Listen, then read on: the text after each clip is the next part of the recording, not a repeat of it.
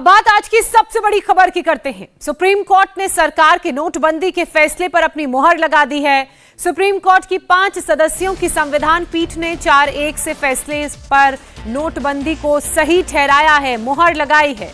Court ने अपने फैसले में कहा है कि नोटबंदी की प्रक्रिया में कोई गड़बड़ी नहीं हुई है। सुप्रीम कोर्ट ने साफ साफ कहा है कि सुप्रीम कोर्ट और रिजर्व बैंक के बीच इस बारे में विचार विमर्श हुआ था, इसलिए इसे असंवैधानिक नहीं ठहराया जा सकता है।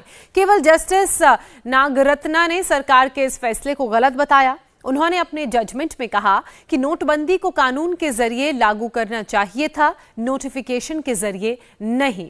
तो इस वक्त की बड़ी और बेहद ही महत्वपूर्ण खबर जानकारी हम आपको दे रहे हैं। सुप्रीम कोर्ट ने नोटबंदी पर मुहर लगा दी है। जो 58 याचिकाएं दायर की गई थी जिसमें नोटबंदी के फैसले पर सवाल खड़े किए गए थे, उसमें सुप्रीम कोर्ट का यह कहना है कि सरकार का यह फैसला बिल्कुल ठीक है। 4-1 की राय सामने आई है 5 जजों की। और एक और जो बात सामने आई है वो ये 5वें जज की तरफ से कहा गया है कि ये जो सरकार ने फैसला लिया सिर्फ ये नोटिफिकेशन के जरिए नहीं बल्कि कानून के रूप में सामने आना चाहिए था। ये अपने घर के पास सिर्फ देसी मुर्गियों को पालकर हर साल 6 लाख कमा रहे हैं। आप भी ये करना चाहते हो तो फ्रीडम ऐप को अभी डाउनलोड कीजिए।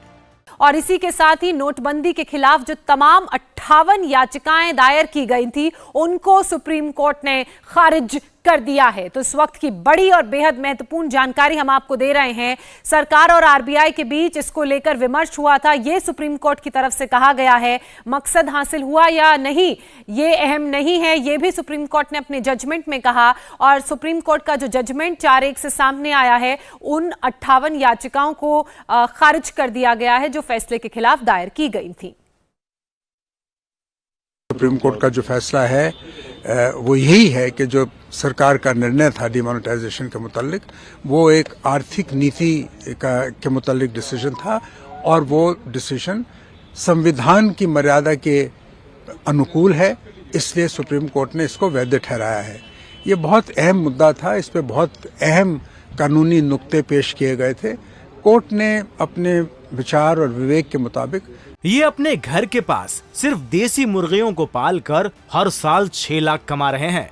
आप भी ये करना चाहते हो तो फ्रीडम ऐप को अभी डाउनलोड कीजिए। जो फैसला किया है अब उस फैसले को स्वीकार करना होगा।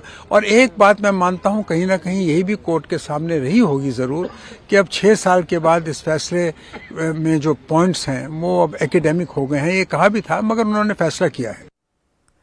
अश्विनी कुमार, पूर्व कानून मंत्री को आप सुन रहे थे। सरकार ने दरअसल 8 नवंबर 2016 को नोटबंदी का फैसला लिया था।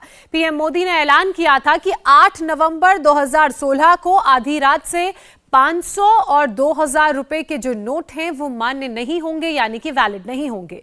उसके 6 साल बाद सुप्रीम कोर्ट ने इस पर फैसला सुनाया है। कोर्ट ने नोटबंदी के खिलाफ दायर सभी 58 याचिकाओं को खारिज कर दिया। कोर्ट ने सुनवाई के बाद 7 दिसंबर को अपना फैसला सुरक्षित रख लिया था। कोर्ट ने सुनवाई के दौरान केंद्र सरकार और रिजर्व बैंक को अपना पक्ष रखने को भी कहा था। रिजर्व बैंक ने अपने जवाब में कहा था कि नोटबंदी का मकसद नकली नोट और ब्लैक मनी पर अंकुश लगाना था, जबकि कांग्रेस नेता पी चिदम्बरम ने आरोप लगाया था कि रिजर्व बैंक ने कानूनों का पालन नहीं किया है।